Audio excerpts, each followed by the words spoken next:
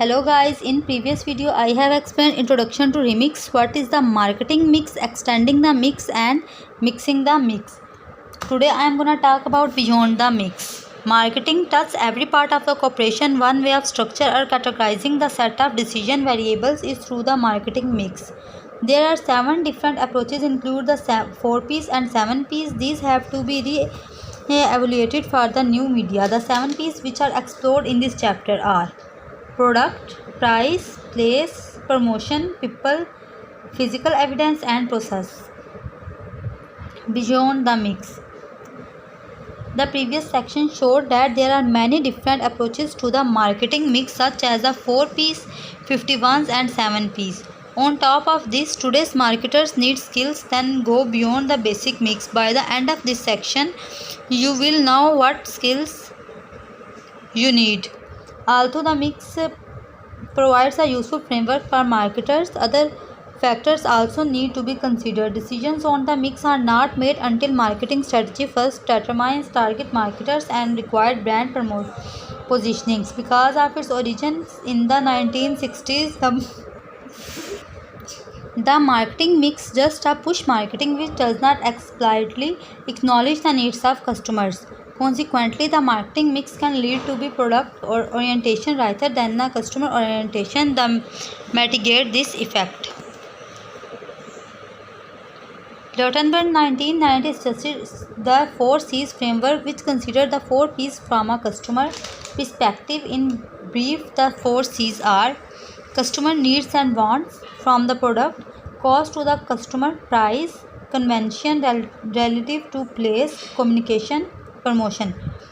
In our decisions of the online value proposition, we add to these elements of the mix to reference specific issues that are important online such as the quality of content, delivery of personalized messages and participation in social networks.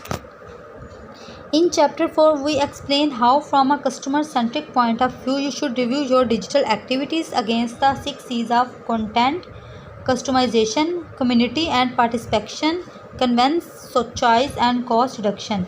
Marketers also need to know how to manage alliance, partnerships and marketing marriages, database and how to build customer relationships that give lifetime value. Every time today is about relationships, a choice of mix should help to grow relationships. Relationship marketing means keeping customers happy for life. Strategic alliance and partnerships are all about relationships. Supply chain management is increasingly built on relationships, sharing data and systems and budgets.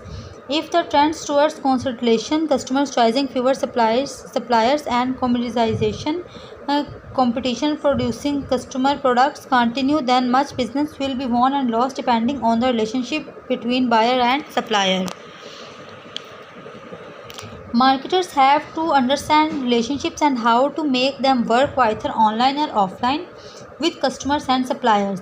As we'll see in chapter 8 on customer relations management, relationships bloom when important things are first remembered like your name and preference, and second act upon such as your birthday or wedding anniversary.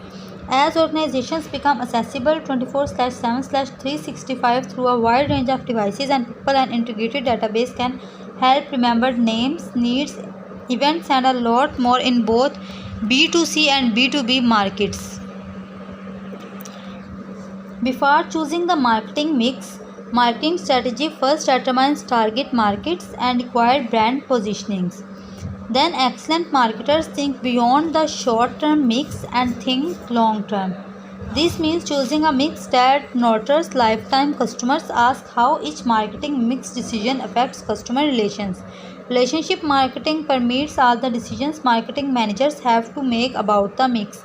Excellent marketers have database skills, partnership skills and relationship skills built into all their decisions regarding the marketing mix, whether 4 P's, 5 P's or 7 P's.